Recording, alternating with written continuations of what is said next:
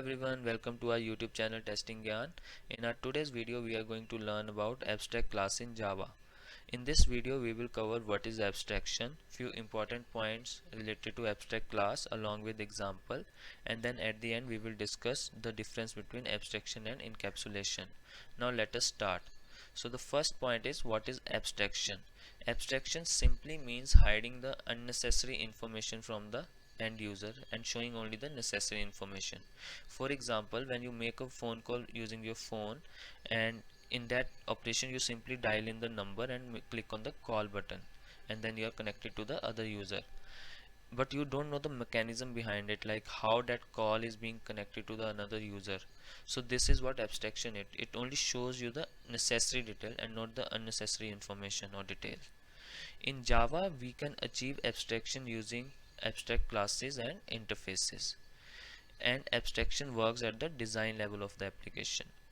So in this video we will cover abstract classes, and interfaces we will discuss in the coming video. So now let us start with the few important points regarding abstract classes. Now the first important point is, abstract classes are declared with abstract keyword in Java, and it may not or may not have abstract methods in it.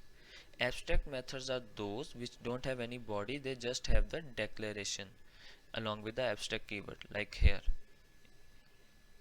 Okay, then the other point is, abstract classes can't be instantiated, but we can subclass those classes, that is we can extend the abstract class. Then the third point is, if a class having an abstract method in it, then that class has to be declared abstract. It's not like we can create an abstract method and keep the class as a normal. That is not possible. We have to declare that class as well as abstract. Then the other point is, when an abstract class is subclassed, that means like when we extend the abstract class, then we have to provide the implementation of all the abstract methods in the other class. If we are not providing any information, then we have to declare that class as abstract as well. Now let us discuss all about these points with an example. To understand this, I have created this example. Here you can see I have created an abstract class, and to make this class as abstract I have declared the keyword abstract in my declaration statement. Okay, then in this class I am having two normal numbers variables, num1 and num2, and then I am having the constructor of a class. Yes, we can have a constructor in the abstract class. In this constructor I am simply initializing these two numbers. Then we are having two abstract methods. Here you can see like these are the abstract methods which don't have any body, like we don't have curly braces like this after this. Okay, they just have the declaration statement along with the abstract keyword. Then this one is the non-abstract method, where we don't have the abstract keyword and we have the body of the method. These are also called concrete methods. So this is how we basically create an abstract class and abstract methods in Java. Now let us understand its usage. So usage bias, the most important advantage is reusability.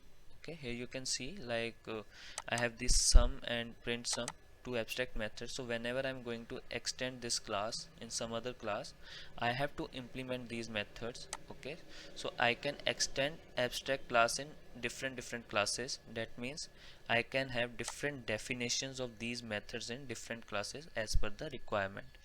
Now let us see. So for example, this abstract class is extended in normal class 1. Okay, so you can see I have extended the abstract class.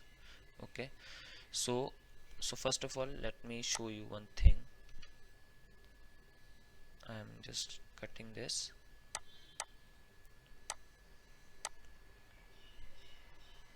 So you can see as soon as I type the extends abstract class, like ID is showing me some suggestions. So first of all, ID is telling me to add the constructor, because we are having a constructor in our abstract class, so we have to implement it. Okay, so this is the normal class constructor, and you can see the first statement, which is the calling to the parent class constructor, which is abstract class. Okay, so first solution is this. Then other thing is like it is asking me to implement all the unimplemented methods, that is all the abstract methods in it. Okay, if I don't want to implement these methods, like then in that case I have to make this class as well as abstract. Okay, so these are few important points to understand. So I will just go back to the initial stage. So in this I'm having this normal class constructor where I'm again calling the abstract class constructor because it has to be called. Then I am initializing my these two variables basically in abstract class, and then in the sum, which is the abstract method in my abstract class, I am simply adding these two numbers and returning the sum.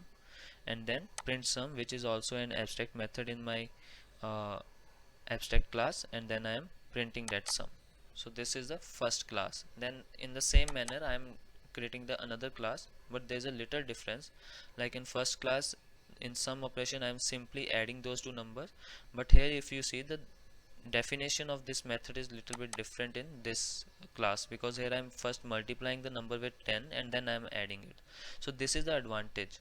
Like we can have different implementations, the methods which are declared in the abstract class in the other classes. Okay, then the other method print sum I'm using to print the sum only. Okay, now let us see how it will work. Now if here I have created the main class where I am simply creating the objects of normal classes. You can see using the instantiation statements I have instantiated the normal classes, and in both the normal classes I am initializing numbers as 20 and 30.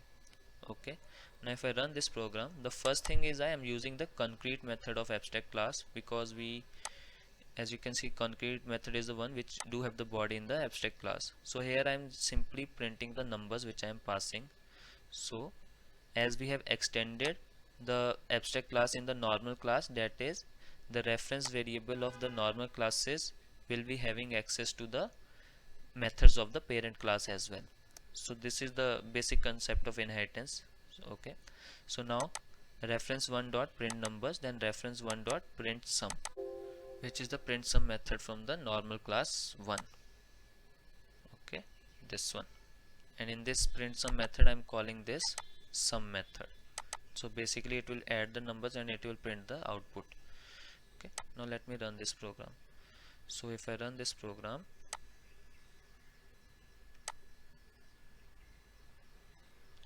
so you can see it has printed for the first time. It went to the first call is to the abstract class constructor.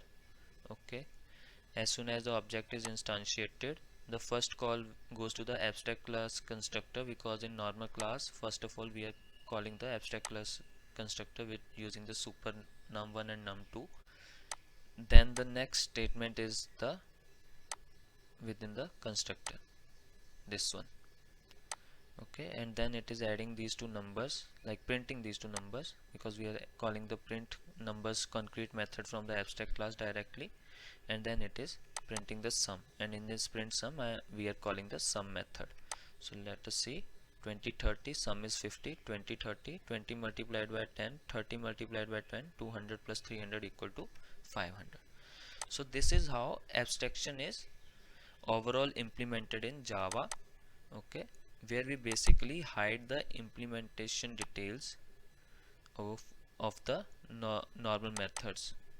Okay, so that is, we just highlights the essential details which are required. We are just specifying the number 1 and number 2 which are required to add two numbers, and then we are simply printing the output. So this is what abstraction is. We are hiding all the details, how that numbers are being added and all in the different classes. So this was all about abstraction. Now let us move to the next topic, which is encapsulation versus abstraction. Now the first important difference between abstraction and encapsulation is that abstraction works at the design level of the application, whereas encapsulation works at the implementation level within the application. Okay, the most confusing point between abstraction and encapsulation is like they both hide something. So we normally say, for the simplicity sake, like abstraction hides the implementation details and encapsulation hiding the data details, which is like abstraction. In abstraction we are simply declaring the method names. Okay, we are not defining their implementation, how those methods are implemented. That is at the design level. I'm saying like the I'm having a some method to add two numbers, but I don't know how those numbers will be added. So this is what abstraction is. But encapsulation is like hiding the data, which is like encapsulation. First of all, it is wrapping up the data and the methods working on data in a single unit. Then encapsulation can also be used for data hiding by making the data members as private so that they can't be accessed outside the class without getters and setter methods. So this is what encapsulation is. So I hope you guys are able to understand what is abstraction, what is the difference between abstraction and encapsulation, and the few important points related to abstract classes. In case you have any questions, please let us know. We will be happy to answer your queries. Thank you.